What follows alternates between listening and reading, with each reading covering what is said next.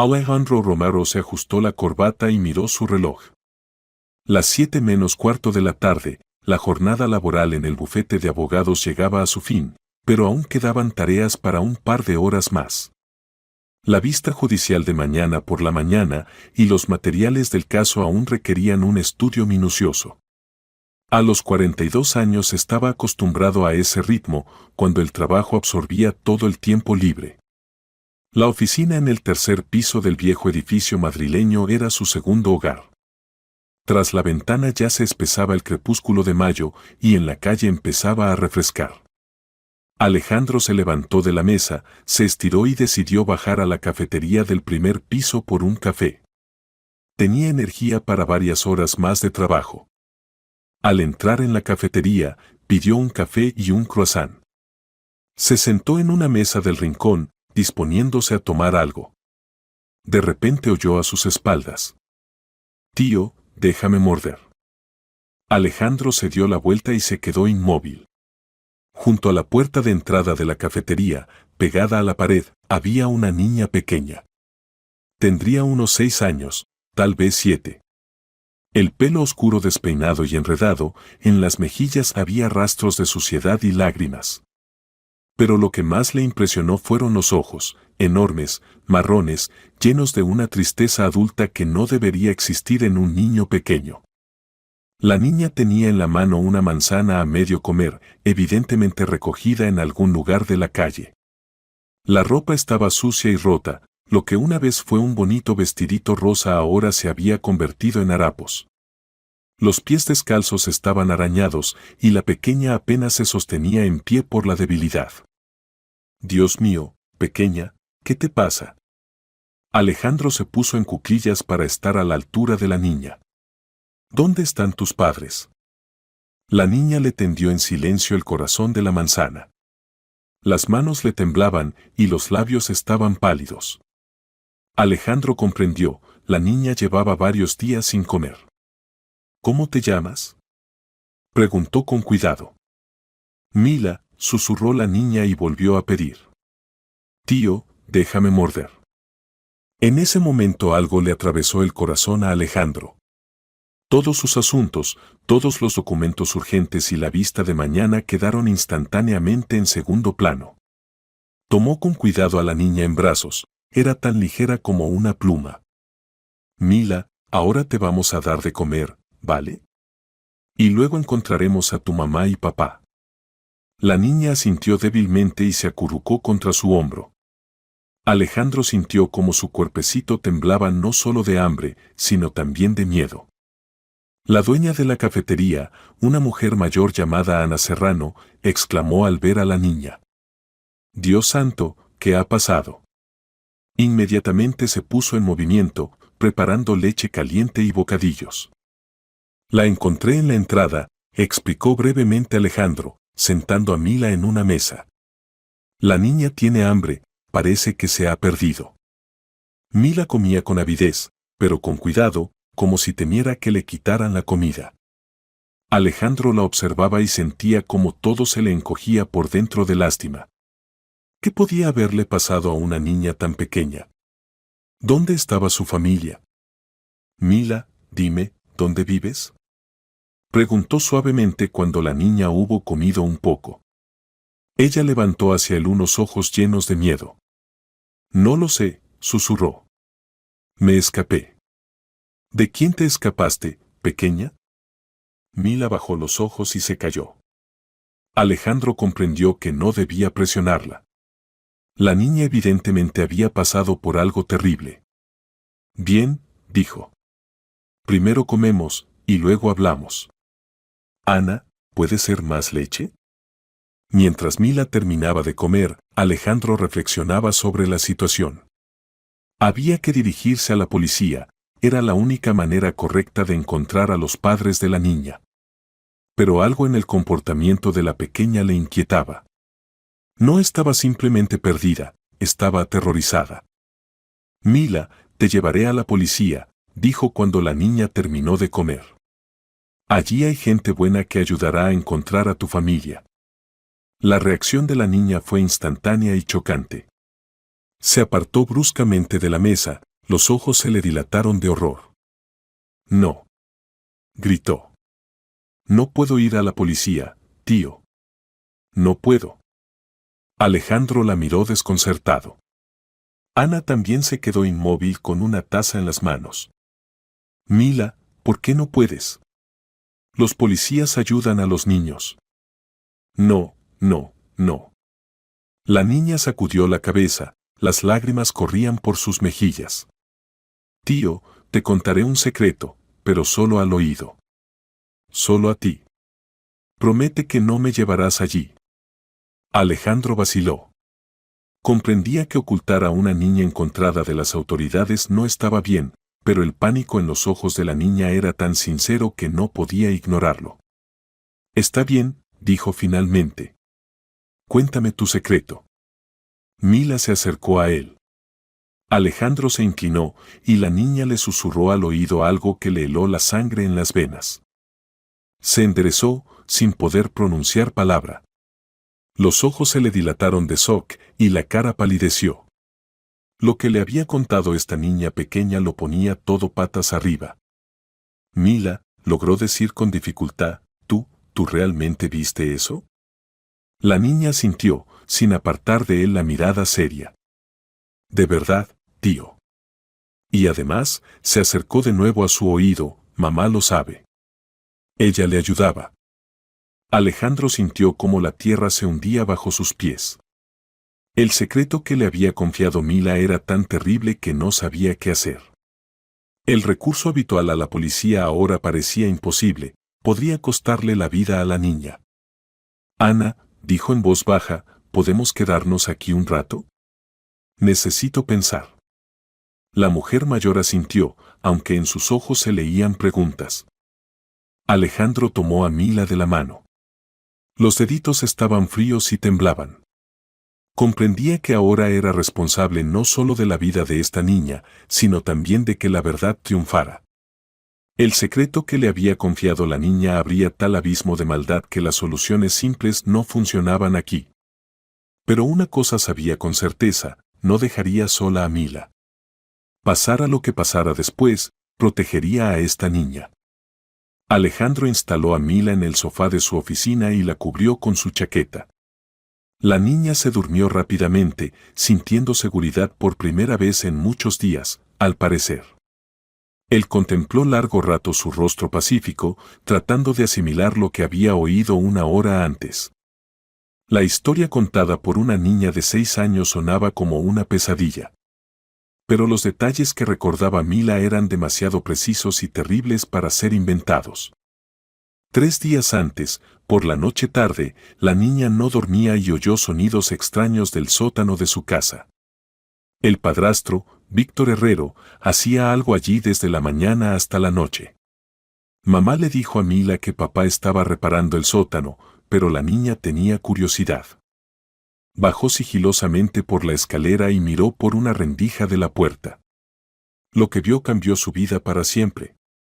El padrastro cavaba un hoyo en el rincón del sótano y al lado yacía algo envuelto en una manta vieja. Mila no comprendió inmediatamente qué era, pero cuando el padrastro apartó la manta, vio una mano, y luego la cara de la tía Catalina, la vecina que había desaparecido una semana antes. La niña quiso gritar, pero instintivamente se tapó la boca con la mano. En ese momento su madre bajó al sótano. «Víctor, ¿estás seguro de que nadie vio?», preguntó, y su voz era tranquila, profesional. «Por supuesto. Vivía sola, nadie la echará de menos. Y el dinero del piso lo conseguiremos en un par de meses, cuando todo se calme». La madre ayudaba al padrastro a enterrar el cuerpo. Su propia madre ayudaba a enterrar a una mujer asesinada. Mila apenas logró llegar a su habitación, temblando de horror. Toda la noche no durmió, tratando de entender qué hacer. Los padres, las únicas personas en las que confiaba, resultaron ser asesinos. Al día siguiente la madre notó que la hija se comportaba de manera extraña. «Mila, ¿qué te pasa?», preguntó durante el desayuno. «Nada, mamá», murmuró la niña, temiendo levantar los ojos. Pero por la noche, cuando el padrastro llegó del trabajo, Mila oyó la conversación de los padres en la cocina. Elena, me parece que la niña sabe algo, decía Víctor. Me mira de manera extraña. No te inventes cosas. Solo tiene 6 años. Precisamente por eso es peligrosa. Los niños parlotean cualquier cosa. ¿Y si le cuenta a alguien? ¿Y qué propones? Mila no oyó la respuesta, pero el tono del padrastro no presagiaba nada bueno. Esa misma noche recogió un poco de ropa en una mochilita pequeña y se escapó por la ventana. 2 días se escondió en casas abandonadas, comía lo que encontraba en los basureros, bebía agua de los charcos. Y esta mañana, completamente agotada, llegó al centro de la ciudad. Alejandro se levantó y se acercó a la ventana. La historia sonaba increíble, pero recordó los resúmenes de noticias de la última semana. La desaparición de Catalina Morales, 34 años, mujer soltera, propietaria de un piso de una habitación en un barrio residencial. La policía suponía que podría haberse ido con parientes, pero oficialmente aún no la habían declarado en busca. ¿Y si la historia de Mila era verdad? Se acercó silenciosamente a la niña dormida y examinó cuidadosamente su ropa. En el vestidito rosa, bajo la capa de suciedad, notó manchas oscuras. ¿Podría ser sangre? Alejandro sacó el teléfono y comenzó a buscar en internet. Víctor Herrero. Un nombre demasiado común, pero se añadía el barrio donde vivía la desaparecida Catalina Morales. Media hora después encontró en las redes sociales lo que buscaba. Víctor Herrero, 38 años, trabaja en construcción, vive con su pareja Elena Vega y la hija de esta de su primer matrimonio. Dirección, el mismo barrio donde desapareció Catalina. El corazón de Alejandro latía desenfrenadamente. Si la niña decía la verdad, entonces había sido testigo no solo de un asesinato, sino de un crimen cuidadosamente planeado con motivo de lucro. Matar a una vecina soltera por su piso requería cálculo frío y ausencia total de conciencia.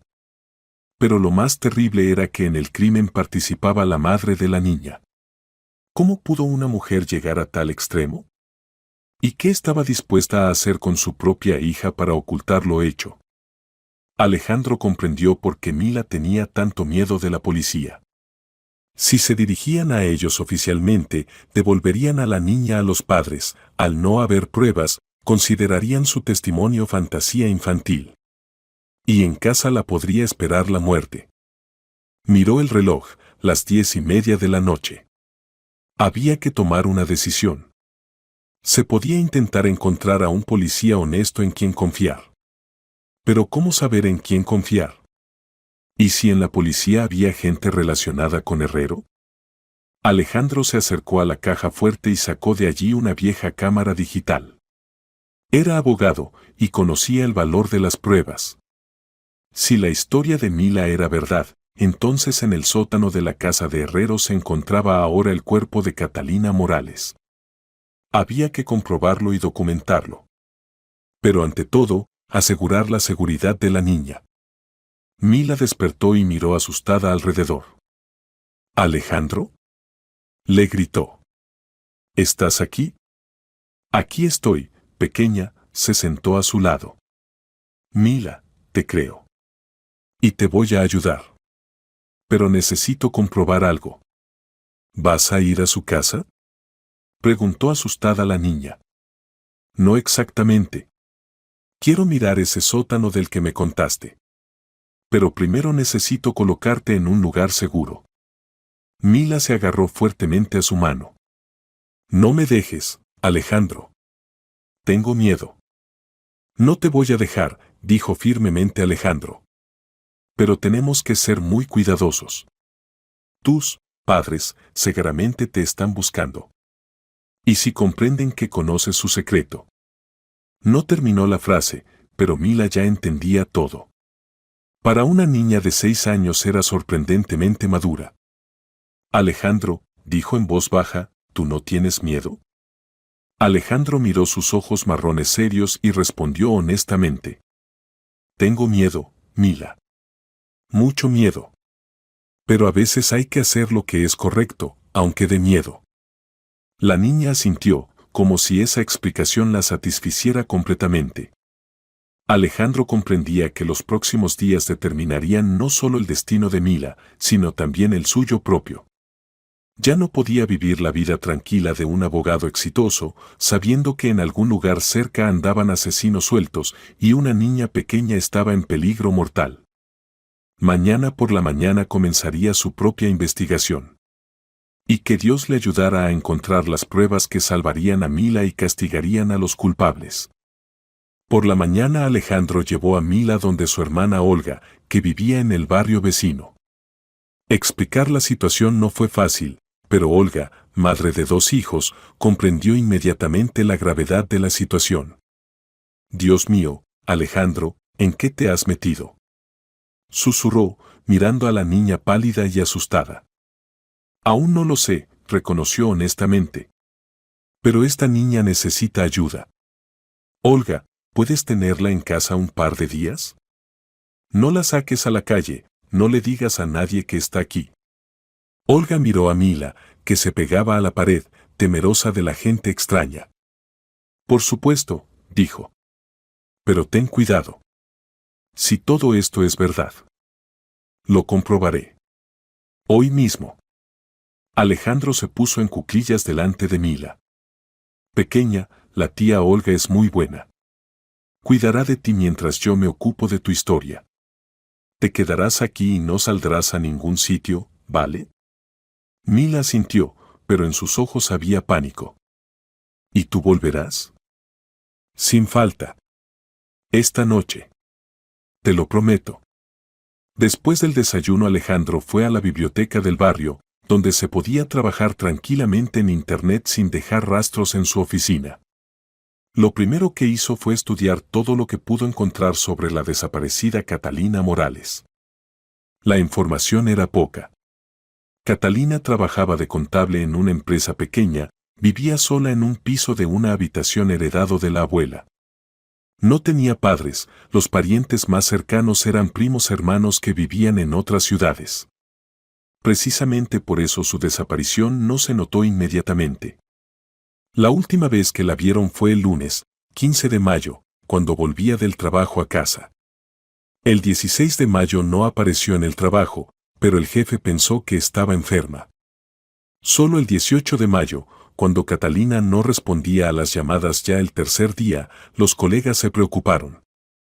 Alejandro encontró la dirección, calle del Bosque, casa 47, piso 23. Casa de construcción antigua, edificio de 5 pisos sin ascensor. Según los datos que pudo encontrar en fuentes abiertas, Víctor Herrero con la familia vivía en la casa 45 de la misma calle. Casas vecinas. Mila decía la verdad. Durante el día Alejandro fue a la calle del Bosque y examinó ambas casas. La casa 47 parecía abandonada, en varios pisos habían tapiado las ventanas, el portal necesitaba reparación. Lugar ideal para un crimen, pocos testigos, los vecinos apenas se conocían entre sí. La casa 45 estaba en un estado algo mejor. Alejandro se paseó alrededor, estudiando la distribución. Si Mila tenía razón, entonces el sótano debía ser accesible desde el piso de la planta baja o a través de una entrada separada desde el patio. Encontró una vieja puerta metálica al sótano en la parte trasera de la casa. La cerradura era nueva, evidentemente puesta recientemente. Esto le inquietó. ¿Para qué cambiar la cerradura en un sótano abandonado?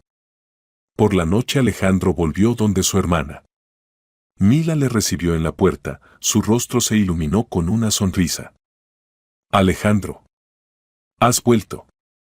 «Lo prometí», la abrazó. «¿Cómo van las cosas? ¿La tía Olga se porta bien contigo?». «Sí, es buena. Me dio juguetes y me dio de comer sabroso». «¿Y tú qué has averiguado?». Alejandro se cruzó de miradas con Olga. ¿Cómo explicar a la niña que su relato empezaba a confirmarse? «Mila, encontré esa casa de la que hablaste. Mañana intentaré saber más». ¿Vas a ir al sótano?, preguntó asustada la niña. Posiblemente. Pero no te preocupes, tendré cuidado. Por la noche, cuando Mila se durmió en el sofá del cuarto de los niños junto a los sobrinos de Alejandro, él habló largo rato con su hermana. Alex, ¿no será mejor dirigirse a la policía de todas formas?, proponía Olga. Una niña no puede llevar tal responsabilidad. ¿Y si la devuelven a los padres?, objetó Alejandro. Olga, ¿has visto cómo tiene miedo? Esto no es invención infantil. Algo terrible le ha pasado. Pero tú no eres Sherlock Holmes. ¿Cómo vas a investigar un asesinato? Aún no lo sé, reconoció. Pero lo intentaré. Tengo contactos, conozco a investigadores. Si encuentro aunque sea alguna prueba, podré dirigirme a aquellos en quienes confío. Al día siguiente, en sábado, Alejandro decidió arriesgarse.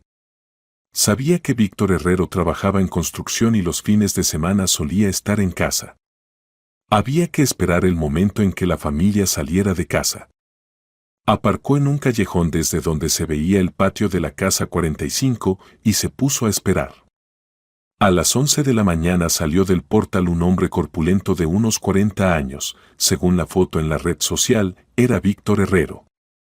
Media hora después apareció una mujer con bolsas de la compra, probablemente Elena Vega, la madre de Mila. Alejandro esperó otra hora más, asegurándose de que no había nadie en el piso, luego se acercó cuidadosamente a la puerta del sótano.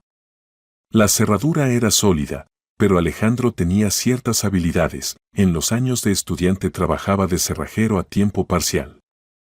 20 minutos después la cerradura cedió. Alejandro encendió la linterna y bajó al sótano. Lo que vio le hizo apoyarse en la pared del SOC. En el rincón del sótano había una albañilería fresca, ladrillos, cemento, todo aún húmedo. Al lado yacían herramientas, pala, pico, sacos de cemento. Pero lo más terrible era que en el aire colgaba un olor dulzón que Alejandro reconoció. Olor de descomposición. Mila decía la verdad. Aquí estaba enterrado un ser humano. Alejandro sacó la cámara y empezó a fotografiar todo lo que veía: paredes, herramientas, albañilería fresca.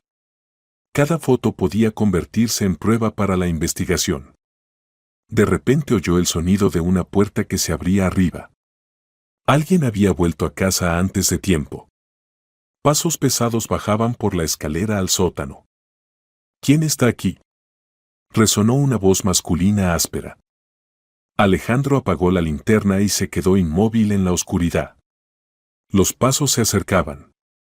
En la mano solo tenía la cámara, no tenía nada con que defenderse. Sé que hay alguien aquí, continuó la voz.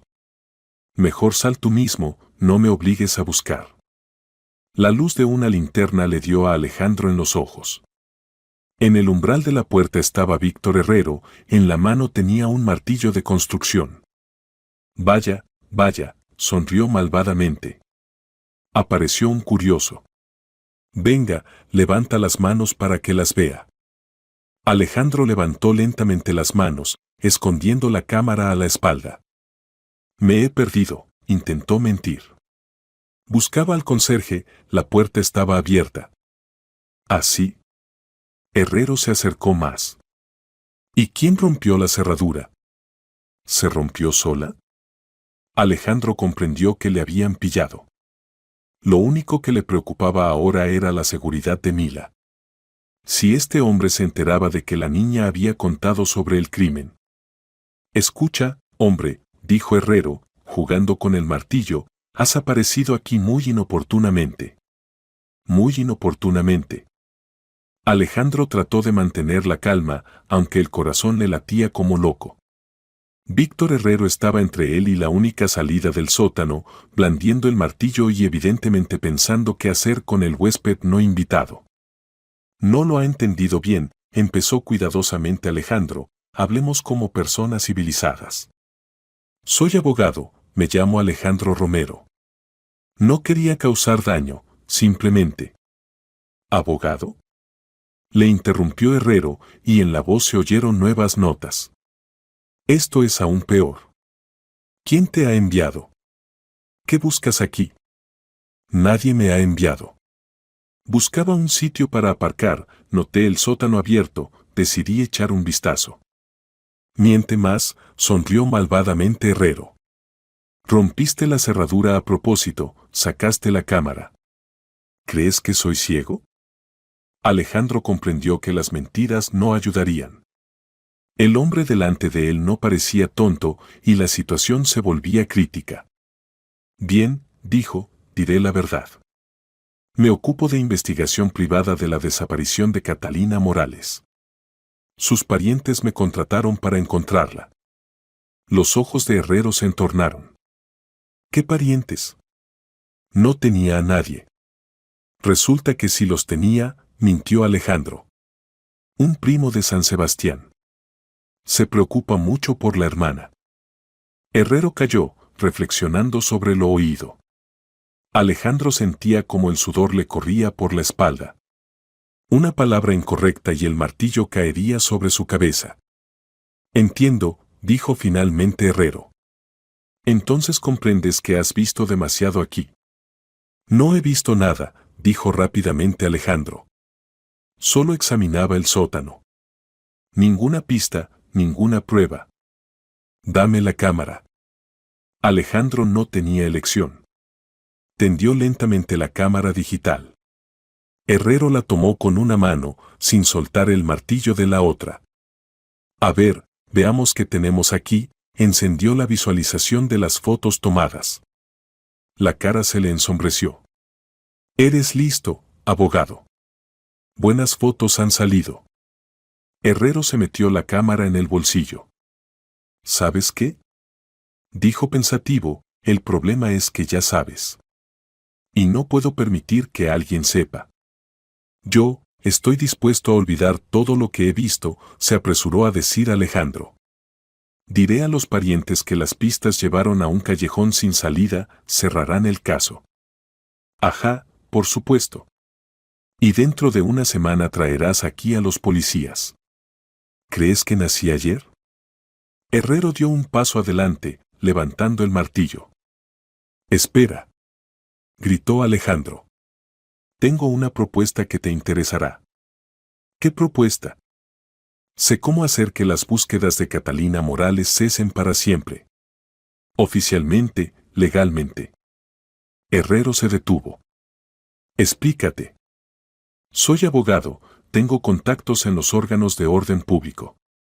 Puedo organizar el asunto de manera que la desaparición de Morales se atribuya a una marcha voluntaria donde parientes lejanos.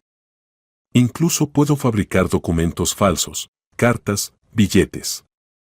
Cerrarán el caso y nadie más la buscará.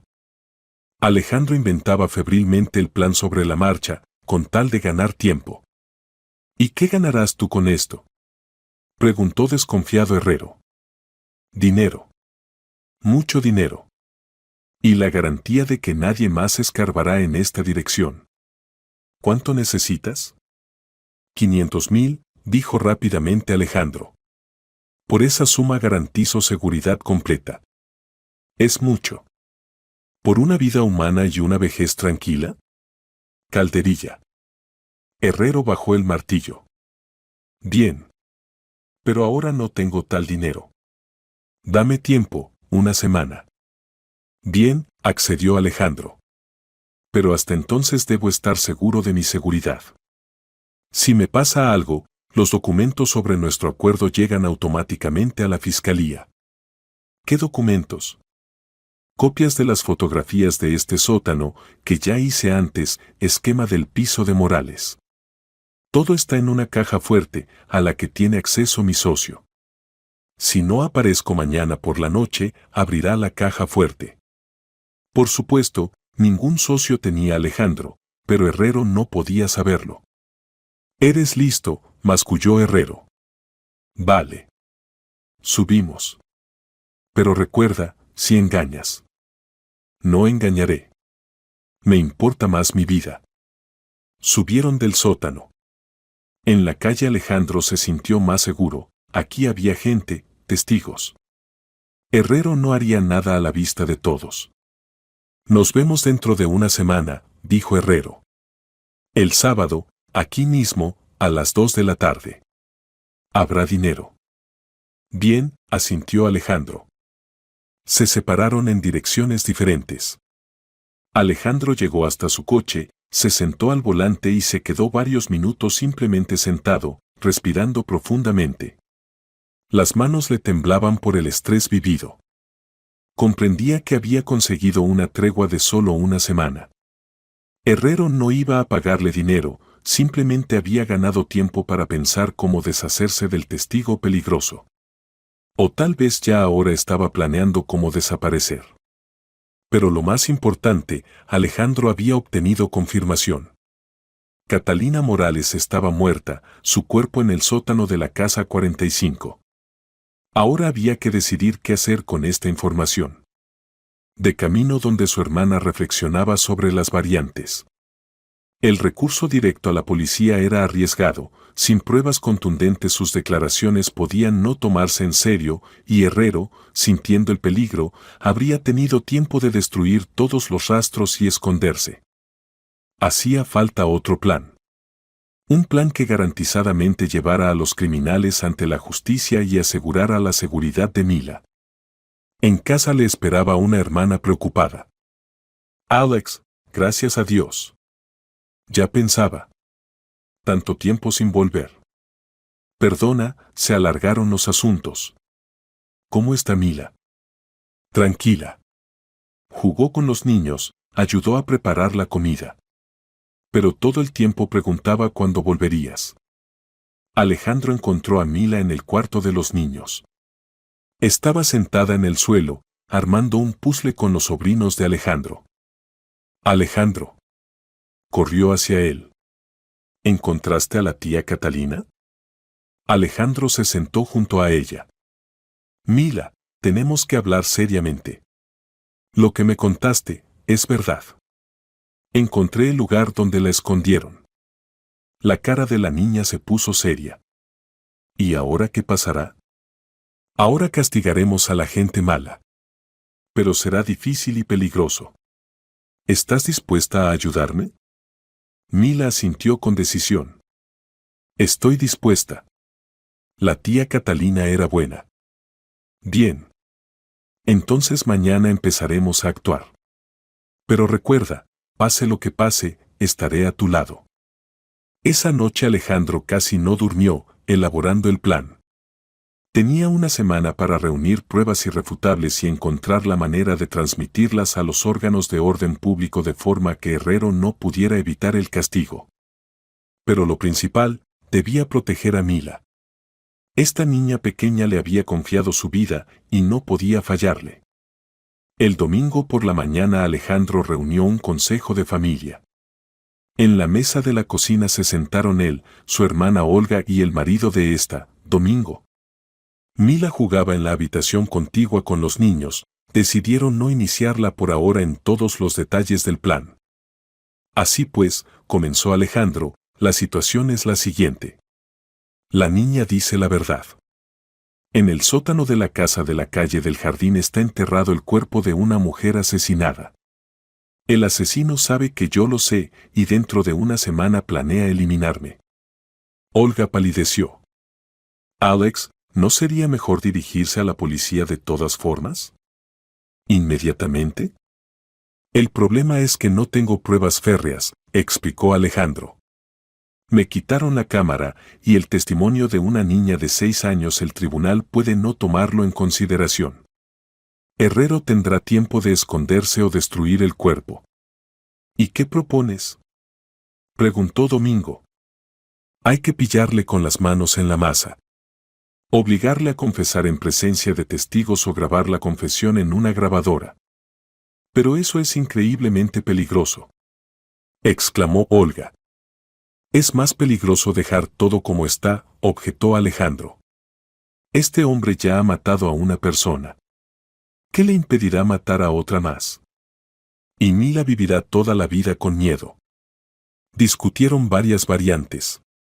Domingo, que trabajaba en una empresa de seguridad, propuso atraer a sus conocidos. Tengo un amigo en la policía criminal, dijo. Un policía honesto no está en nómina de los bandidos. Se puede intentar a través de él. ¿Cómo se llama? Se interesó Alejandro. Ignacio Esteves, mayor de policía. Servimos juntos desde los tiempos del ejército. ¿Puedes organizar un encuentro? Por supuesto.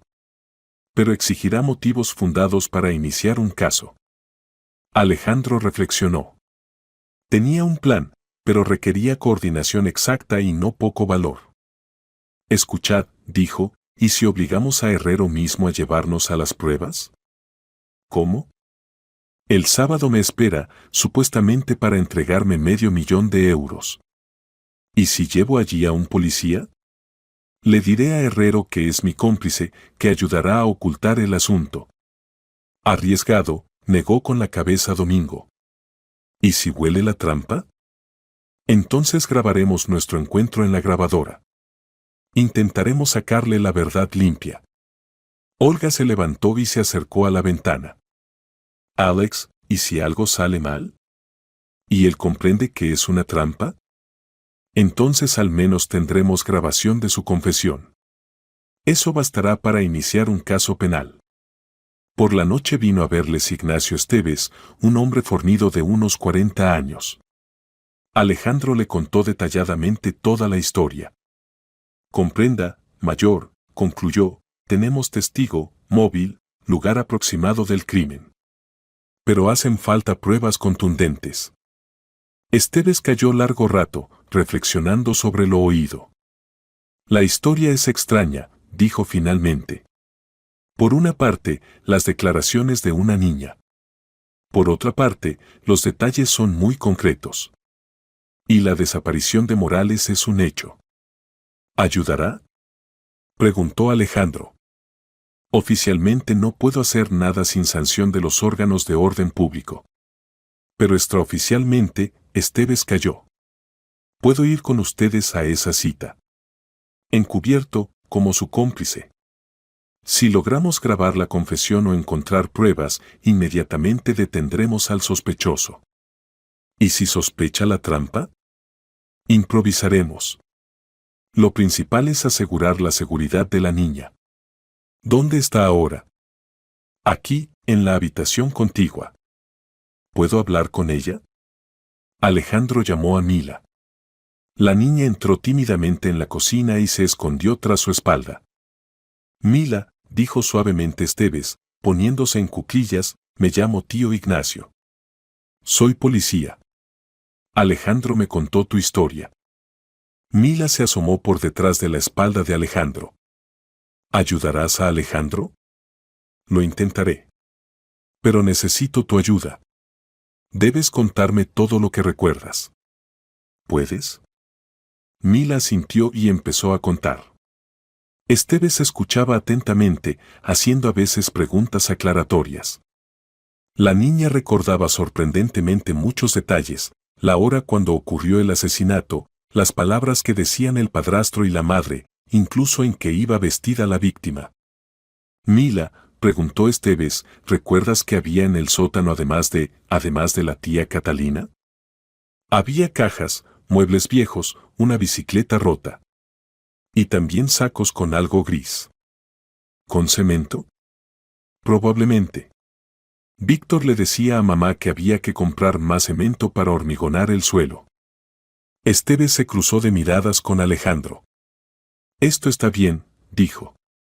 Si hormigonaron el suelo, significa que el cuerpo aún está allí. El cadáver en una semana no se descompondrá completamente, la pericia podrá establecer la identidad. ¿Entonces nos ayudará? Preguntó Alejandro. Ayudaré. Pero la condición es que el sábado la niña se quede aquí, en seguridad. Y si algo sale mal, inmediatamente llamo a refuerzos. Discutieron los detalles de la operación. Esteves debía presentarse como investigador corrupto, dispuesto a ocultar cualquier caso por dinero. Alejandro le llevaría al encuentro con Herrero como garantía de que el trato se haría. Lo principal, subrayó Esteves, es no hacer heroicidades. Nuestra tarea es grabar la confesión y en lo posible encontrar pruebas. Si hay amenaza a la vida, inmediatamente llamo a una patrulla. Por la noche, cuando Mila se durmió, Alejandro se quedó largo rato sentado junto a su cama. Esta niña pequeña había cambiado toda su vida. Aún una semana antes era un abogado normal que solo pensaba en sus asuntos y honorarios. Y ahora se preparaba para arriesgar la vida para proteger a una niña y castigar a los asesinos. Alejandro, susurró de repente Mila, ¿no duermes? No duermo, pequeña. ¿Y si nos pillan?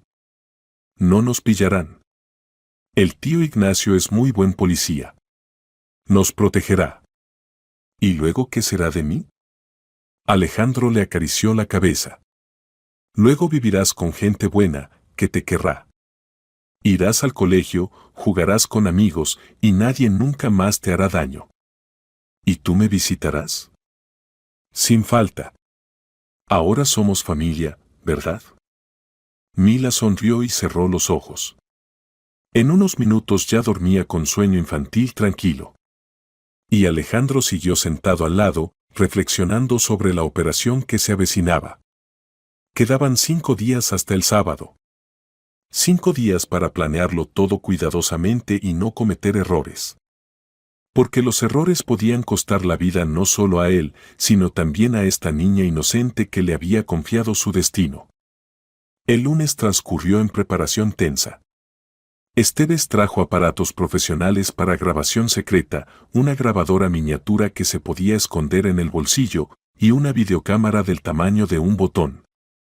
Estos son los últimos modelos, explicó. La grabación va a la tarjeta de memoria, calidad excelente. Aunque nos registren, encontrar estas cosas es prácticamente imposible. Alejandro se entrenaba en usar la técnica. Había que aprender a encender la grabación disimuladamente y del mismo modo disimulado transmitir señales a Esteves. Recuerde, instruía el mayor, nuestro objetivo es obligar a Herrero a contar sobre el crimen. Lo mejor de todo es llevarnos al lugar del enterramiento. Si abre el sótano en nuestra presencia, será prueba férrea. ¿Y si sospecha la trampa? Entonces actuamos según la situación. Tengo arma reglamentaria, pero la aplicaré solo en caso extremo. El martes fueron a la calle del Bosque y estudiaron detalladamente el terreno. Esteves marcó todos los posibles caminos de retirada y lugares donde se podía esconder el grupo de captura. Si todo va según el plan, dijo, mi gente esperará en el patio vecino. A mi señal se acercarán en 5 minutos. El miércoles pasó algo inesperado. A Alejandro le llamó al móvil un número desconocido. Diga, ¿Romero? En el auricular resonó la voz conocida de Herrero. Escucho. Se aplaza el encuentro. No el sábado, sino mañana, el jueves. A la misma hora, en el mismo lugar. ¿Por qué? Se tensó Alejandro. ¿Y a ti para qué saberlo? ¿Vienes o no? Vengo. Con la persona, el socio, como acordamos. Pues muy bien. Y recuerda, nada de tonterías. Herrero colgó. Alejandro inmediatamente se puso en contacto con Esteves. Ignacio, tenemos un problema. El encuentro se aplaza para mañana. Maldita sea. Se maldijo el mayor. ¿Por qué cambió los planes? No lo sé. Tal vez sintió que algo no iba bien.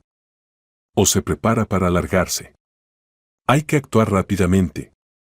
Se reunieron urgentemente en casa de Olga y revisaron el plan. Casi no queda tiempo para preparación, dijo Esteves.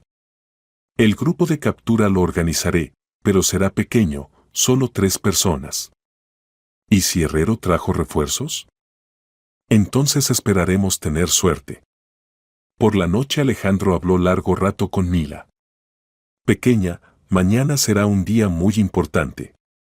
Intentaremos atrapar a los que hicieron daño a la tía Catalina.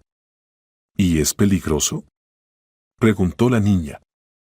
Un poquito peligroso. Pero el tío Ignacio es muy buen policía, nos protegerá. ¿Y si te pasa algo? Alejandro se sentó junto a ella. Mila, quiero que sepas, pase lo que pase, no te quedarás sola. La tía Olga y el tío Domingo cuidarán de ti. Y el tío Ignacio te encontrará una familia buena. Pero yo quiero quedarme contigo. Y yo quiero que te quedes conmigo. Por eso mañana haremos todo correctamente y la gente mala no podrá hacer daño a nadie más. Mila le abrazó. Alejandro, eres la persona más buena del mundo. El jueves por la mañana Alejandro despertó temprano. Quedaban varias horas hasta el encuentro, pero ya no podía dormir. Comprobó el equipamiento por última vez, todo funcionaba correctamente. A la 1:30 se acercó a la casa Esteves. Iba vestido con traje caro y parecía un funcionario próspero. ¿Listo?, preguntó. Listo. Entonces vámonos. Y recuerda, soy tu conocido investigador, Miguel Herrera. Nos conocemos desde hace 3 años, juntos hemos hecho varios asuntillos turbios. Por el camino repasaron una vez más la leyenda y las posibles variantes de desarrollo de los acontecimientos. Lo principal, subrayó Esteves, es no ponerse nervioso. Herrero no debe sospechar la trampa. Aparcaron a 2 manzanas de la casa 45. Mi gente ya está en posiciones, comunicó Esteves, recibiendo un SMS. En cuanto de la señal, estarán aquí en 3 minutos. A las 2 de la tarde se acercaron a la casa 45.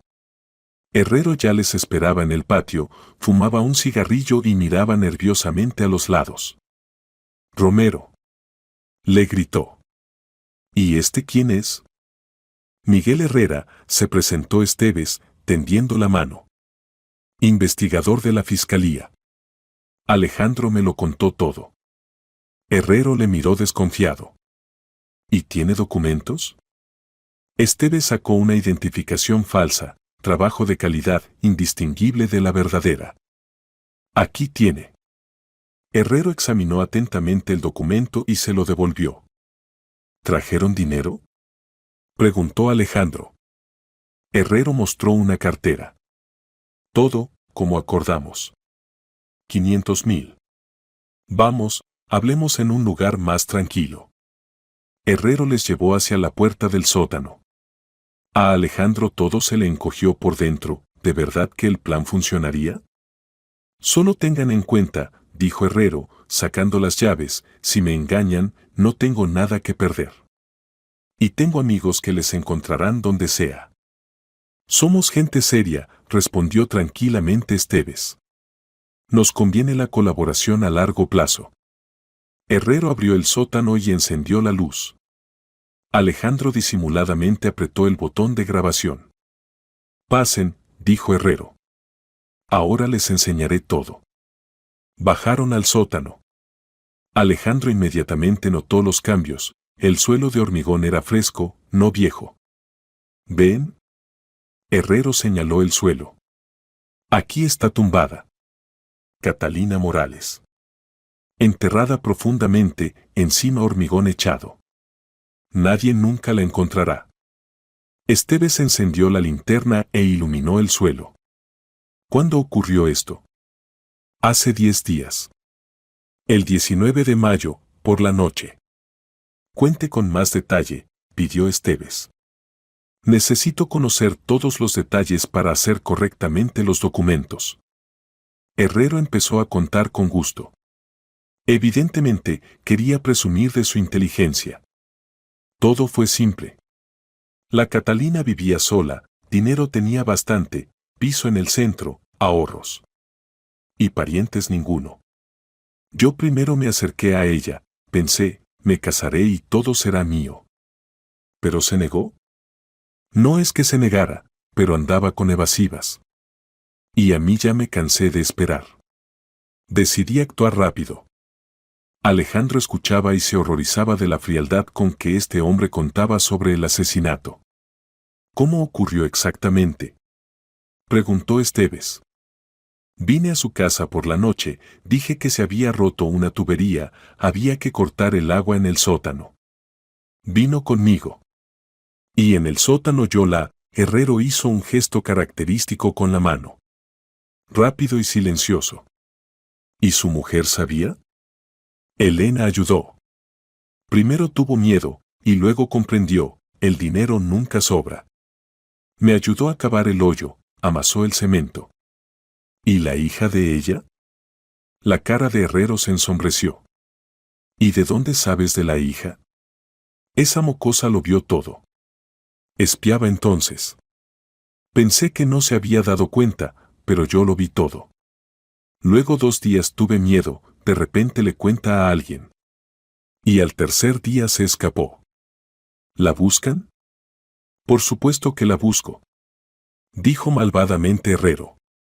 La mocosa es peligrosa. Vio mucho, sabe mucho. La encuentre y se acabó el problema. Alejandro sintió cómo le corría frío por la espalda. Este hombre planeaba fríamente matar a una niña de 6 años. Víctor, dijo cuidadosamente Esteves, ¿dónde están ahora los documentos del piso de Morales? En casa, en la caja fuerte. Mañana presentaré documentos para herencia de una parienta lejana. Elena hará el papel de sobrina de Siberia. Inteligentemente inventado, elogió Esteves. ¿Y los vecinos no sospechan nada? ¿Qué vecinos? Agitó la mano Herrero. La mitad de los pisos vacíos, el resto viejos sordos. Nadie vio ni oyó nada. Esteves asintió y disimuladamente hizo a Alejandro la señal convenida, era hora de terminar. Bien, Víctor, dijo.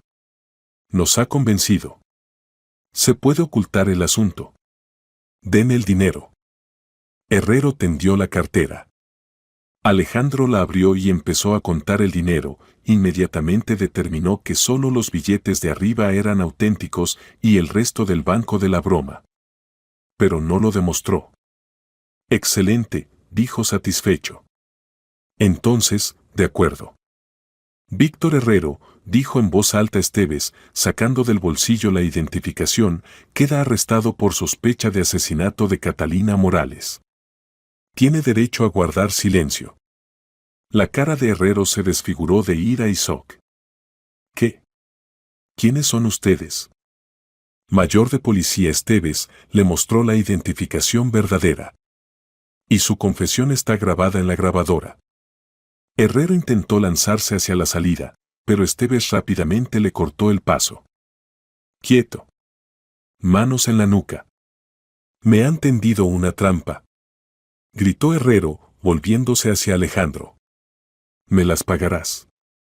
A nadie se las vas a pagar, dijo tranquilo Esteves, poniéndole las esposas. Pasarás el resto de la vida en la cárcel. En ese momento bajaron al sótano 3 policías, el grupo de captura de Esteves. Mayor, ¿todo en orden? Preguntó el teniente mayor. Todo perfecto. Sospechoso detenido, confesión obtenida. Ahora llamaremos a los peritos, aquí está enterrado el cuerpo de la víctima. Alejandro suspiró aliviado. La parte más peligrosa de la operación había terminado con éxito. Y ahora, dijo Esteves, vamos a su casa por Elena Vega.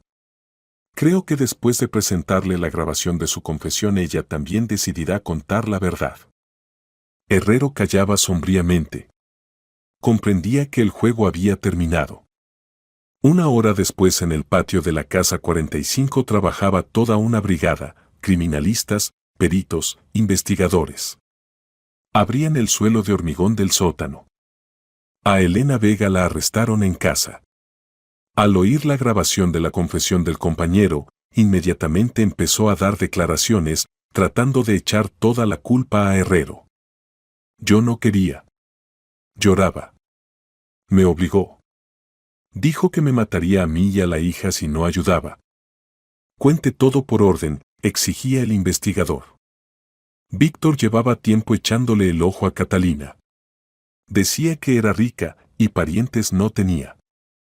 Primero quiso casarse con ella, y luego decidió simplemente matarla y apoderarse del piso. ¿Y usted sabía de sus planes? Me enteré en el último momento. Dijo que ya era tarde para cambiar algo. Amenazó con que si no ayudaba, mataría a Mila y a mí. ¿Dónde está ahora su hija? No lo sé. Se echó a llorar Elena. Se escapó después de aquel caso. La buscamos por todas partes. El investigador anotaba las declaraciones. Alejandro se sentó en la habitación contigua y pensó en cómo explicar a Mila que su madre también estaba arrestada. Por la noche la pericia confirmó, bajo el suelo de hormigón del sótano efectivamente se encontraba el cuerpo de una mujer. La identificación preliminar mostró que era Carolina Morales. El caso está claro, dijo Esteves a Alejandro. Ambos sospechosos arrestados, pruebas materiales encontradas. Solo queda formalizar los documentos. ¿Y qué será de Mila? Oficialmente se quedará huérfana. A la madre le retirarán los derechos paternos, el padrastro no es pariente. Habrá que resolver la cuestión de la tutela. Alejandro reflexionó. Ignacio, ¿puedo adoptarla yo? Esteves le miró sorprendido. Teóricamente puedes. Pero eres soltero, nunca has tenido hijos. Pero tengo una hermana con familia, ingresos estables, buena reputación. Y lo principal, Mila confía en mí. No será fácil. Los órganos de tutela comprueban muy minuciosamente a los candidatos. Estoy dispuesto a pasar cualquier comprobación. Por la noche Alejandro volvió donde su hermana. Mila le recibió en la puerta, había estado todo el día sin encontrar sitio por la emoción. Alejandro. ¿Cómo fue todo? Les pillaron, pequeña. Ya no harán daño a nadie más. ¿Y qué será de mí ahora? Alejandro se sentó junto a ella. Mila, ¿quieres quedarte conmigo para siempre? ¿Convertirte en mi hija? Los ojos de la niña se iluminaron de alegría. ¿De verdad se puede? Se puede. Pero no será fácil. Habrá que pasar muchas comprobaciones, formalizar muchos documentos. Esperaré. Exclamó Mila y le abrazó. Alejandro, ¿no cambiarás de opinión? Nunca cambiaré de opinión, dijo firmemente. Ahora somos familia. Olga, que estaba en el umbral, sonreía entre lágrimas. Alex, ¿estás seguro? Absolutamente seguro. Esta niña me hizo comprender que hay cosas más importantes que el dinero y la carrera. Por la noche, cuando Mila se durmió, Alejandro miró largo rato por la ventana, reflexionando sobre todo lo ocurrido. Una semana antes era un abogado normal que vivía una vida medida y predecible. Y ahora se había convertido casi en padre y héroe a la vez. Le esperaban meses de procedimientos burocráticos, vistas judiciales, adaptación al nuevo papel. Pero no se arrepentía de nada. Porque lo más importante ya había ocurrido, la justicia había triunfado, y la niña pequeña que le había confiado su vida había encontrado una familia verdadera. Pasó un mes desde el arresto de Herrero y Vega. Las acciones investigadoras llegaban a su fin, el caso se preparaba para transmitirse al tribunal. La pericia confirmó definitivamente, el cuerpo del sótano pertenecía a Catalina Morales, causa de muerte, estrangulación. Mila por ahora fue colocada en un hogar infantil, donde Alejandro la visitaba regularmente. Alejandro, preguntó Mila en uno de los encuentros, ¿cuándo me convertiré en tu hija de verdad? Pronto, pequeña. Esperemos un poco más. El procedimiento de adopción resultó efectivamente complicado. Los órganos de tutela exigían multitud de certificados, hacían comprobaciones de las condiciones de vivienda, hablaban con los vecinos. Alejandro tuvo que pasar reconocimiento médico y cursos para futuros padres adoptivos. Pero lo más difícil fue explicar a Mila la verdad sobre su madre. Alejandro preguntó una vez por la noche, ¿por qué mamá ayudaba a Víctor a hacer cosas malas? Alejandro buscó largo rato las palabras correctas. ¿Sabes, pequeña? A veces los adultos hacen una elección incorrecta. Tu mamá tenía mucho miedo de Víctor y pensó que, si no le obedecía, haría daño tanto a ella como a ti. Pero se podía huir o pedir ayuda a la policía, ¿no? Por supuesto, se podía. Pero tu mamá se confundió y no encontró la solución correcta. Mila calló, reflexionando sobre lo oído. ¿Y me quería?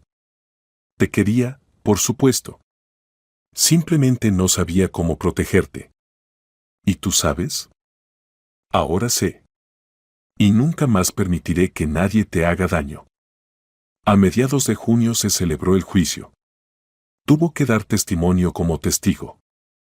Herrero se comportaba de forma desafiante, intentaba negar lo evidente.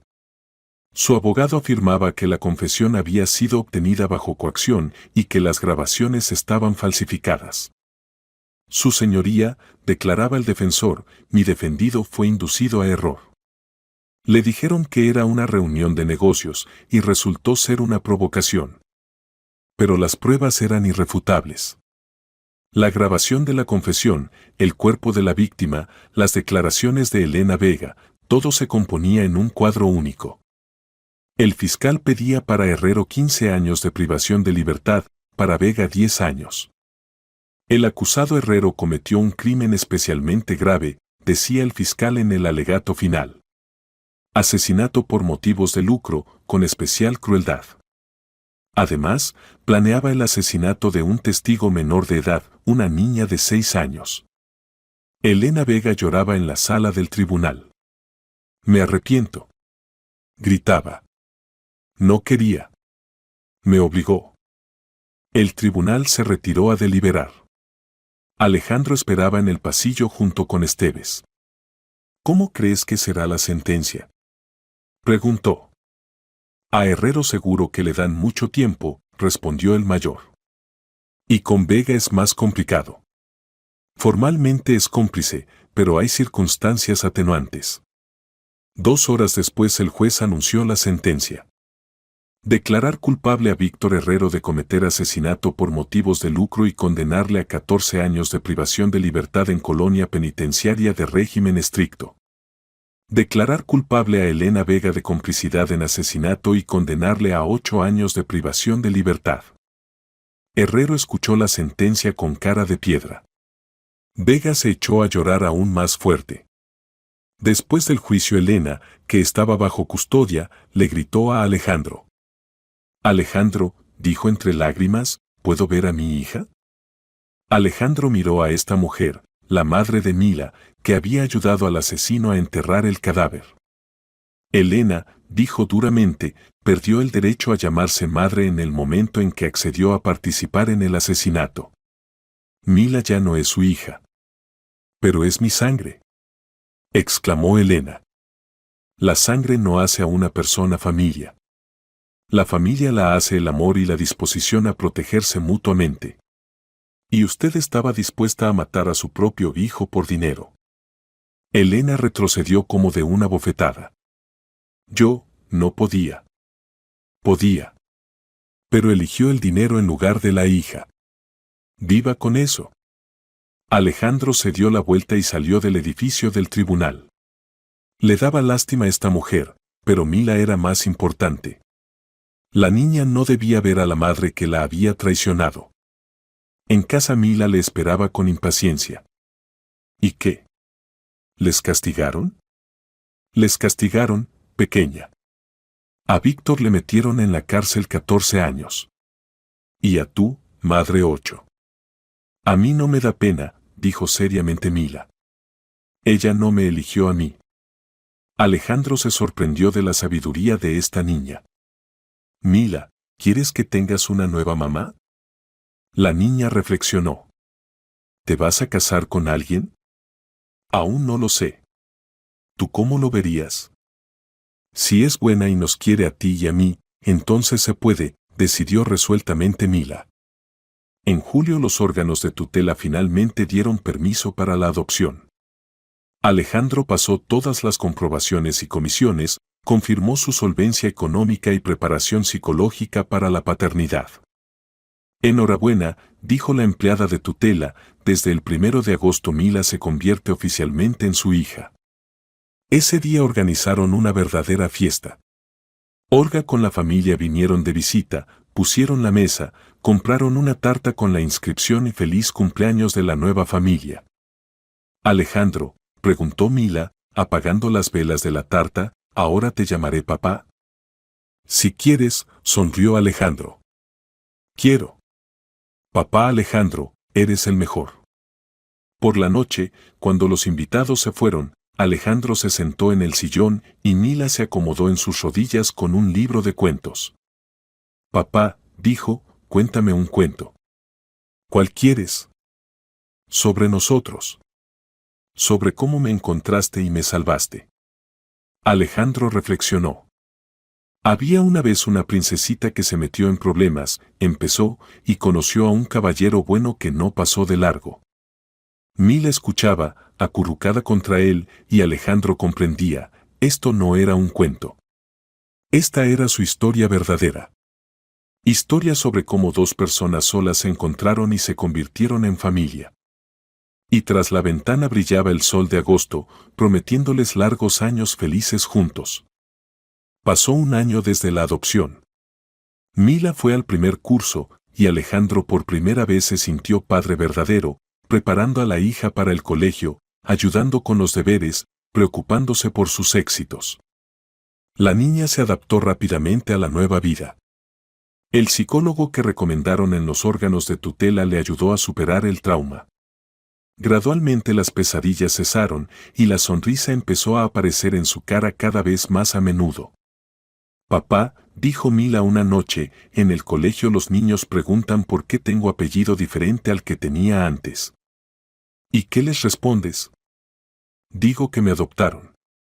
Algunos no entienden qué es eso. ¿Y cómo se lo explicas? Digo que es cuando la gente se convierte en familia no porque se parezcan, sino porque se quieren. Alejandro abrazó a su hija. Cada día se asombraba de su sabiduría y resistencia. En octubre ocurrió un acontecimiento que cambió de nuevo sus vidas. Alejandro se familiarizaba en Internet con documentos jurídicos sobre un nuevo caso, cuando se topó con un artículo sobre una fundación benéfica de ayuda a los niños. Dirigía la fundación una mujer llamada Ana Córdoba, psicóloga infantil que había perdido a su propio hijo en un accidente de coche y había dedicado la vida a ayudar a niños huérfanos. Algo en su historia conmovió a Alejandro. Se puso en contacto con la fundación y ofreció ayuda jurídica gratuita. Alejandro, dijo Ana por teléfono, esto es muy noble por su parte. Efectivamente, a menudo surgen problemas jurídicos, formalización de tutela, disputas con funcionarios, defensa de derechos de los niños. Se encontraron en la oficina de la fundación. Ana tenía 35 años, era hermosa, pero en sus ojos se leía profunda tristeza. Cuénteme de usted, pidió. ¿Por qué decidió ayudar a los niños? Alejandro contó la historia de Mila, sin entrar en detalles de la parte criminal. Entiendo, asintió Ana. Yo tengo otra historia. Mi hijo tenía 8 años cuando tuvimos el accidente. Yo sobreviví, y él no pudo terminar la frase. Lo siento mucho. Gracias. Después de esto comprendí que debía ayudar a otros niños. Es lo único que da sentido a mi vida. Empezaron a colaborar. Alejandro ayudaba a la fundación a resolver cuestiones jurídicas, participaba en procesos judiciales de defensa de derechos de los niños. Gradualmente entre él y Ana se entabló amistad. Mila se relacionaba con Ana con cautela. Papá, preguntó después de la primera visita de Ana a casa, ¿la tía Ana quiere convertirse en mi mamá? No lo sé, pequeña. ¿Tú cómo lo verías? Es buena, pero triste. Me da pena. ¿Por qué pena? No tiene familia. Está sola, como estábamos nosotros antes. En noviembre ocurrió un acontecimiento que les acercó aún más. A Ana en la fundación le trajeron un niño de unos 5 años, Arturo. Los padres habían muerto en un incendio, no había parientes cercanos. El niño estaba en shock, no hablaba, tenía miedo de todos los adultos. Alejandro se dirigió a él. Ana, quiero llevármelo a casa, pero los procedimientos de tutela son muy complicados. ¿Me ayudará? Por supuesto que ayudo. Mientras se tramitaban los documentos, Arturo vivía en el hogar infantil. Ana le visitaba cada día, pero el niño seguía cerrado y asustado. Papá, dijo Mila, ¿puedo ir a ver a ese niño? ¿Para qué?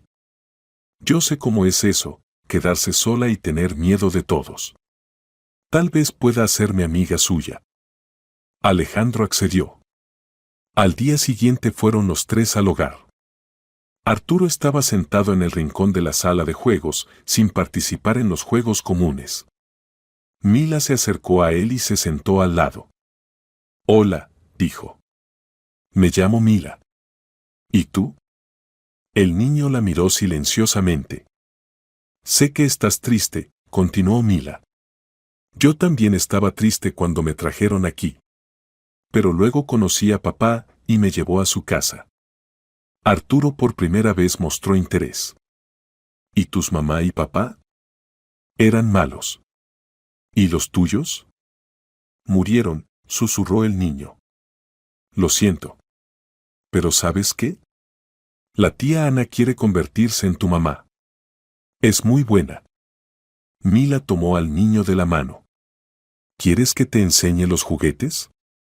¿Y luego jugamos juntos?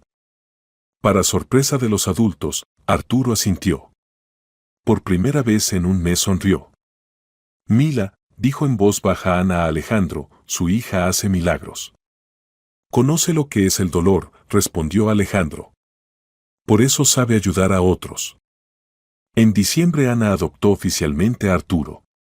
El niño gradualmente se fue descelando, empezó a hablar, a jugar con otros niños. Mila, dijo una vez, la tía Ana dice que tienes papá. Y yo ahora tengo mamá. ¿Significa que ya no estamos solos? Sí, estuvo de acuerdo Mila. Arturo asintió. En la noche de Año Nuevo Alejandro y Ana hablaron largo rato en la cocina, mientras los niños dormían. Alejandro, dijo Ana, nunca pensé que podría volver a amar. Después de la muerte de mi hijo me parecía que el corazón había muerto. ¿Y ahora? Ahora comprendo que Arturo me devolvió la capacidad de amar. Y usted me mostró que se puede crear familia no solo por vínculos de sangre. Alejandro le tomó la mano. Ana, yo tampoco pensé nunca en la familia. Trabajo, carrera, eso era todo. Y luego Mila cambió mi vida. Me mostró que hay cosas más importantes que el dinero y el éxito. ¿Y qué propone? Propongo convertirnos en familia verdadera. Los cuatro. Usted, yo, Mila y Arturo. Ana calló largo rato. ¿Y los niños cómo lo verán? Preguntémosles mañana. Por la mañana del 1 de enero Alejandro y Ana reunieron a los niños en el salón. Mila, Arturo, empezó Alejandro, queremos consultarles. ¿Cómo ven que vivamos todos juntos? ¿Una gran familia? Mila y Arturo se miraron. ¿Y la tía Ana será mi mamá? Preguntó Mila. Si quieres, asintió Ana. ¿Y el tío Alejandro será mi papá? Preguntó Arturo. Por supuesto, sonrió Alejandro. Entonces sí. Exclamaron los niños a coro. En febrero Alejandro le pidió matrimonio a Ana. La boda la celebraron en mayo, en el aniversario del primer encuentro con Mila. Papá, dijo Mila el día de la boda, ¿recuerdas que hace un año te pregunté sobre la nueva mamá? Recuerdo. Encontraste la mejor. Nos quiere a ti, a mí y a Arturo. ¿Y tú la quieres? Mucho. Y a Arturo también. Ahora tenemos familia verdadera. Por la noche, después de la celebración nupcial, Alejandro estaba en el balcón y miraba las estrellas. Se le acercó Ana. ¿En qué piensas? Preguntó. En cómo todo cambió en 2 años. Si entonces me hubieran dicho que una niña hambrienta junto a un café cambiaría toda mi vida, no lo habría creído. ¿Y ahora? Ahora comprendo que el destino nos lleva hacia las personas que necesitamos. Y ellas también nos necesitan a nosotros. Ana se apretó contra él. ¿Sabes, Alejandro? Mucho tiempo me culpé de la muerte de mi hijo. Pensaba que si hubiera sido más atenta, más cuidadosa. Pero ahora comprendo, él me envió a Arturo. Y a ti con Mila. Todos nos necesitamos mutuamente, estuvo de acuerdo Alejandro. De la habitación llegaron voces infantiles, Mila y Arturo discutían algo antes de dormir.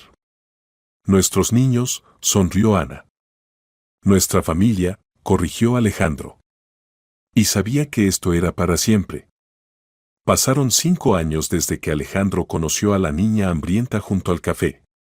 Mila creció hasta convertirse en una niña inteligente y buena de 11 años, que estudiaba bien en el colegio y ayudaba a su hermano menor Arturo con las tareas. La familia Romero vivía en un espacioso piso de 4 habitaciones. Alejandro continuaba trabajando de abogado, pero ahora dedicaba la mayor parte del tiempo a los asuntos de la fundación benéfica, que con Ana habían ampliado considerablemente. Papá, dijo Mila durante la cena, ¿recuerdas cómo nos conocimos? Por supuesto que recuerdo. Te acercaste a mí y dijiste, tío, déjame morder.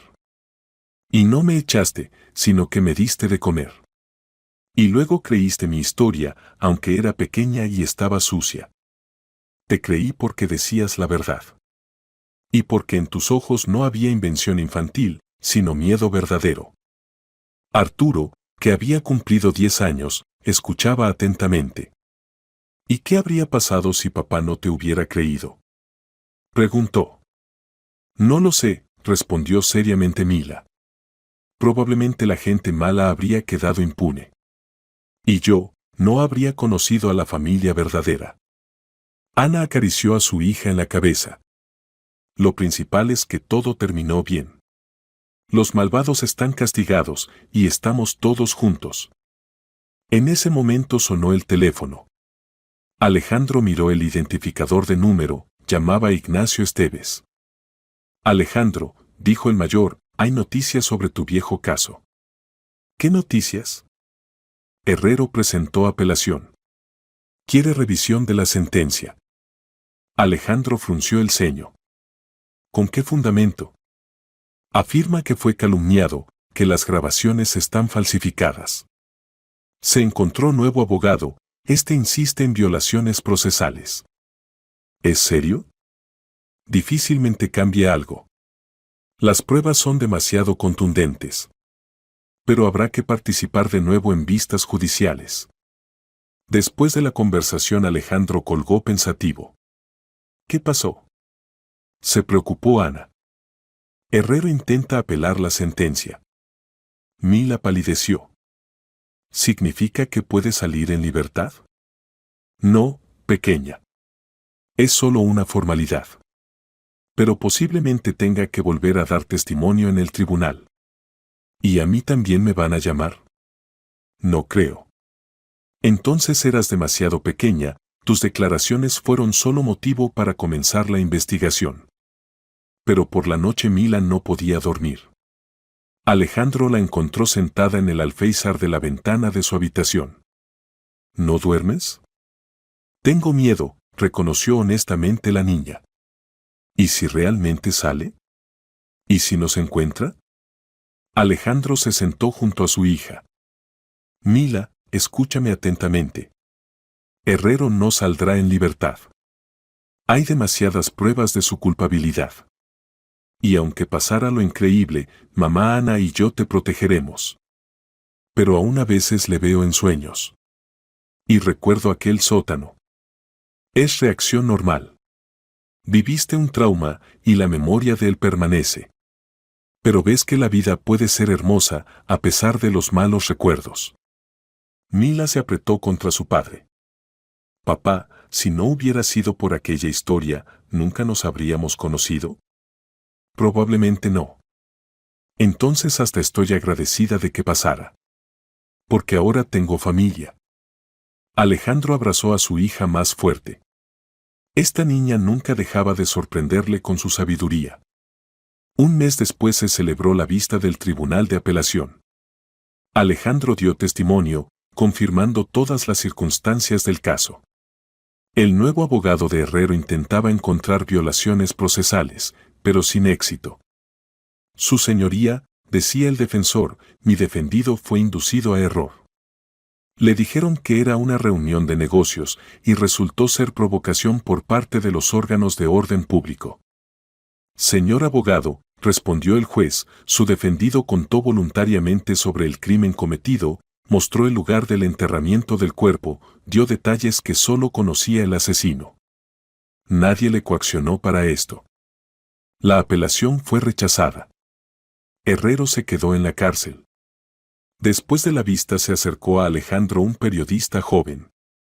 Alejandro, ¿puedo hacerle unas preguntas? Escribo un artículo sobre cómo los ciudadanos corrientes ayudan a la justicia. ¿Sobre qué quiere preguntar concretamente? ¿Qué le obligó a arriesgar la vida por un niño ajeno? Podía simplemente entregar la niña a la policía y olvidarse de ella. Alejandro reflexionó. ¿Sabe? Cuando ves a un niño asustado y hambriento que pide ayuda, no piensas en los riesgos. Solo piensas en cómo ayudarle. Pero usted fue mucho más allá de la simple ayuda. Llevó a cabo investigación propia, arriesgó la vida. Porque comprendí, si no lo hacía yo, nadie lo haría. Los policías están atados por procedimientos, necesitan pruebas. Y yo tenía solo declaraciones de un niño asustado. ¿Y les creyó? ¿Y usted no habría creído si hubiera visto sus ojos? En ellos había tal dolor, tal miedo. Los niños no saben mentir así. ¿Se arrepiente de haberse metido en esta historia? En absoluto. Mila cambió mi vida a mejor. Me mostró que hay cosas más importantes que la carrera y el dinero. El artículo salió una semana después bajo el titular El abogado que creyó a una niña. En él se contaba detalladamente sobre el caso Herrero y sobre cómo Alejandro salvó a Mila. Papá, eres famoso. Se alegraba Mila, leyendo el artículo en internet. Famosos somos los dos, sonrió Alejandro. Tú también eres heroína de esta historia. No soy yo la heroína, sino tú el héroe. Me creíste cuando nadie habría creído. Por la noche vino a visitarles Olga con la familia.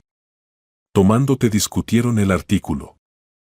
Alex, dijo la hermana, ¿recuerdas cómo entonces trajiste a casa a nuestra niña asustada?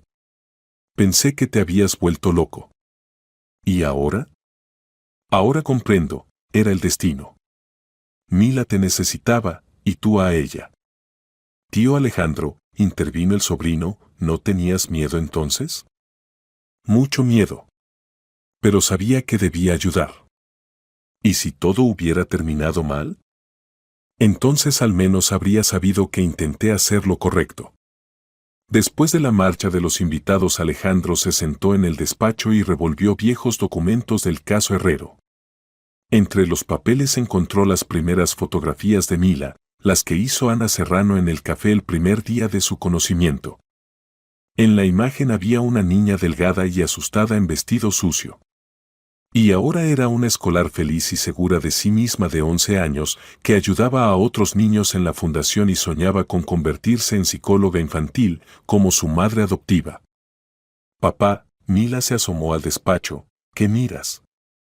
Fotografías viejas. ¿Quieres ver cómo eras cuando nos conocimos? Mila se acercó y miró la imagen. Era tan fea, se rió. Sucia, delgada, asustada. Eras preciosa. Y muy valiente.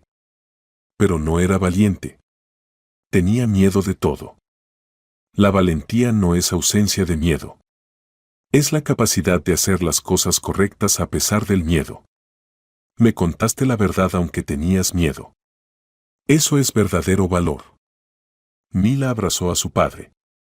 Papá, ¿sabes qué es lo que más valoro de nuestra historia? ¿Qué? Que no pasaste de largo. Mucha gente habría pasado de largo junto a una niña hambrienta, pensando que no era su problema. Y tú te paraste. Y eso cambió toda mi vida, sonrió Alejandro. Y la mía también. Ahora tengo familia verdadera, y sé que es el amor. Esa noche Alejandro no pudo dormir largo rato, pensando en el camino recorrido. 5 años antes era un abogado exitoso pero solitario. Ahora era un hombre de familia feliz, que había encontrado el sentido de la vida en ayudar a otros. Y todo empezó con las simples palabras de una niña pequeña: tío, déjame morder. A veces los encuentros más importantes de la vida ocurren completamente inesperados. Y lo principal es no pasar de largo cuando el destino tiende la mano. Pasaron otros 3 años. Mila estudiaba en 8º curso y era una de las mejores alumnas del colegio. Arturo terminó 4º curso y se aficionó a la informática. La familia Romero se convirtió en familia adoptiva ejemplar, a ellos se dirigían a menudo pidiendo consejo otros posibles adoptantes. La Fundación Benéfica bajo la dirección de Ana se convirtió en una de las organizaciones más eficaces de ayuda a los niños de la ciudad. En estos años ayudaron a encontrar familias para más de 100 niños huérfanos. Mila, dijo Ana durante el desayuno del sábado por la mañana, hoy vendrá una periodista de un canal federal. Quiere filmar un reportaje sobre nuestra fundación para el Día de Protección de los Niños. ¿Me van a filmar? Se preocupó la niña. Solo si tú quieres. Puedes contar tu historia, ayudará a otros niños a creer que siempre hay salida. Mila reflexionó. ¿Puedo primero consultarlo con papá? Por supuesto. Alejandro en ese momento estaba en su despacho, se preparaba para un importante proceso judicial. Ahora se especializaba en casos de defensa de derechos de los niños y se consideraba uno de los mejores abogados en esta área. Papá, llamó Mila, ¿puedo hablar? Siempre se puede, sol mío. ¿Qué pasó? Mila contó sobre el próximo rodaje. No sé si vale la pena contar a todo el país nuestra historia, confesó. ¿Y si la gente piensa algo malo? ¿Y qué malo pueden pensar? Pues, que no era necesaria para nadie, que me abandonaron los padres. Alejandro dejó los documentos y miró atentamente a su hija. Mila, tu historia no es historia sobre cómo te abandonaron. Es historia sobre cómo sobreviviste, cómo encontraste fuerzas para pedir ayuda, y cómo conociste a gente que esa ayuda prestó. Pero no a todos los niños les va tan bien. Precisamente por eso tu historia es importante. Muestra que incluso en la situación más desesperada no hay que rendirse. Y que entre los adultos hay quienes están dispuestos a ayudar. ¿Y no te importa si cuento sobre ti? Mila, estoy orgulloso de nuestra historia. Cambió mi vida a mejor, me dio familia, me enseñó a entender qué es realmente importante en la vida. Entonces acepto. Tal vez ayude a alguien más. El rodaje transcurrió en casa. La periodista Elena Santamaría resultó ser una mujer inteligente y táctil que sabía hablar con los niños. Mila, preguntó, ¿recuerdas aquel día cuando conociste a tu papá? Por supuesto que recuerdo. Tenía mucha hambre y estaba asustada. Me acerqué a la primera persona que me pareció buena. ¿Por qué precisamente a él? Tenía ojos buenos. Y no me ignoró, no pasó de largo. ¿Y qué sentiste cuando te creyó? Primero no creí que un adulto pudiera escuchar a una niña y tomar en serio sus palabras. Luego comprendí que papá era especial. No solo escuchó, sino que ayudó. ¿Daba miedo contar la verdad? Mucho miedo. Tenía miedo de que no me creyeran, de que me devolvieran a casa con aquella gente. Pero comprendía que si no contaba, la gente mala seguiría haciendo cosas malas. La periodista se dirigió a Alejandro. Alejandro, ¿qué le obligó a creer a la niña? Sus ojos, respondió sin vacilar. En ellos había tal dolor, tal miedo adulto. Los niños no saben fingir a tal nivel. Pero usted arriesgó la vida metiéndose en esta historia. ¿Sabe? Cuando ves a una niña en problemas, no piensas en los riesgos. Solo piensas en cómo ayudar. ¿Y ahora, muchos años después, se arrepiente de algo? solo de que podría haber hecho más. Mila no es la única niña que necesita ayuda. Hay miles de tales niños. ¿Por eso crearon la fundación? Por eso mi mujer y yo decidimos dedicar la vida a ayudar a los niños. Cada niño merece amor y protección. Entró en cuadro Ana con Arturo. Y este es nuestro hijo menor, le presentó a la periodista. Arturo, cuenta cómo llegaste a nuestra familia. Me llevó a papá y mamá Mila, dijo seriamente el chico. Cuando era pequeño y estaba muy triste, se hizo amiga mía. ¿Y no tenías miedo de la nueva familia? Tenía miedo. Pero Mila dijo que tener miedo es normal, lo principal es dar a la gente la oportunidad de mostrar que son buenos. ¿Y ahora eres feliz? Mucho. Tengo mamá, papá y hermana. Y sé que me quieren. Después del rodaje la familia se quedó largo rato sentada tomando té, discutiendo el día pasado. Papá, dijo Mila, ¿cómo crees que nuestra historia ayudará a otros niños?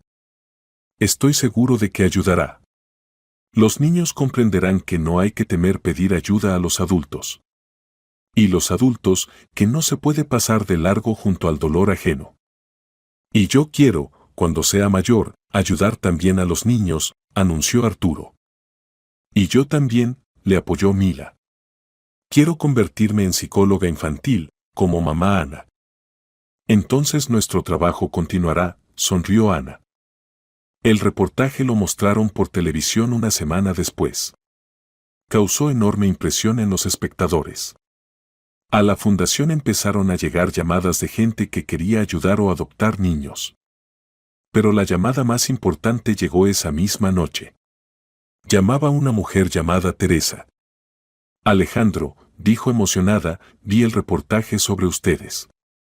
Tengo situación parecida, encontré en la calle a una niña de unos 7 años, dice que se escapó de padres adoptivos que la pegaban. No sé qué hacer. ¿Dónde está ahora? En mi casa. Le di de comer, la bañé, se durmió. Pero temo simplemente llevarla a la policía, ¿y si la devuelven a aquella gente? Teresa, dijo Alejandro, hizo lo correcto. Mañana por la mañana venga a nuestra fundación con la niña.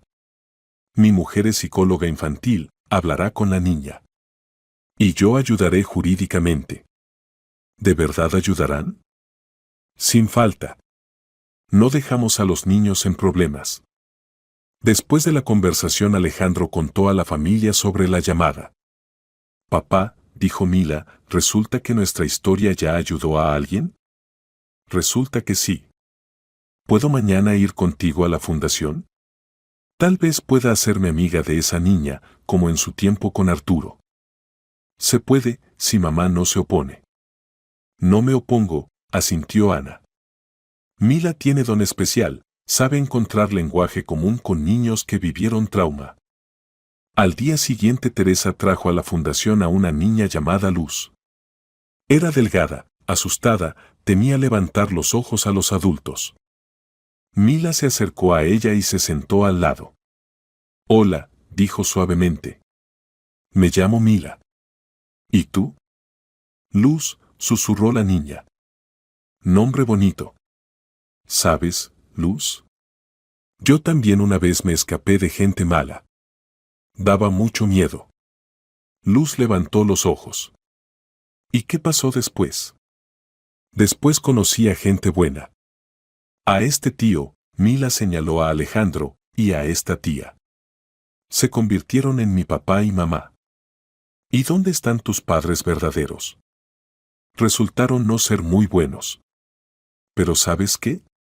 La familia son las personas que te quieren y cuidan de ti. Luz sonrió cautelosamente. ¿Y a mí también me encontrarán familia buena? Sin falta encontrarán. Y mientras tanto puedes vivir con la tía Teresa, es buena. Una hora después Luz ya jugaba con Arturo, y los adultos discutían aspectos jurídicos de su situación. Sorprendente, dijo Teresa, como Mila rápidamente encontró lenguaje común con ella. Tiene experiencia, explicó Ana. Sabe qué siente una niña en tal situación. ¿Y puedo formalizar tu tela sobre luz? Puede, asintió Alejandro. Ayudaré con los documentos. Por la noche, en casa, Mila preguntó al padre. Papá, ¿a cuántos niños más podremos salvar? No lo sé, querida. A tantos como podamos. ¿Y cuando sea mayor, podré trabajar en nuestra fundación? Podrás. Si quieres. Quiero. Quiero que ninguna niña se quede sin ayuda. Alejandro abrazó a su hija. Había crecido hasta convertirse en persona sorprendente, fuerte, buena, dispuesta a ayudar a otros. ¿Sabes, Mila? Dijo, cuando hace muchos años te acercaste a mí y pediste morder, no podía ni pensar a qué llevaría eso. ¿Y a qué llevó? A que tú y yo creamos familia que ayuda a otros a crear familias. A que tu historia se convirtió en ejemplo para otros niños y adultos. Papá, ¿eres feliz? Muy feliz. ¿Y tú? También muy. ¿Y sabes por qué? ¿Por qué? Porque comprendí, en el mundo hay gente buena. Y si pides ayuda, sin falta se encontrará quien ayude. Esta es la lección más importante de la vida, estuvo de acuerdo Alejandro. Tras la ventana llegaba la noche. En el piso ardía luz cálida, la familia se reunió para la cena. Ana contaba sobre planes de la fundación, Arturo sobre éxitos en el colegio, Mila sobre nuevos amigos. Y Alejandro comprendía que todo esto empezó con palabras simples, tío, déjame morder. A veces el destino viene a nosotros en la forma más inesperada. Y lo principal es no pasar de largo cuando tiende la mano.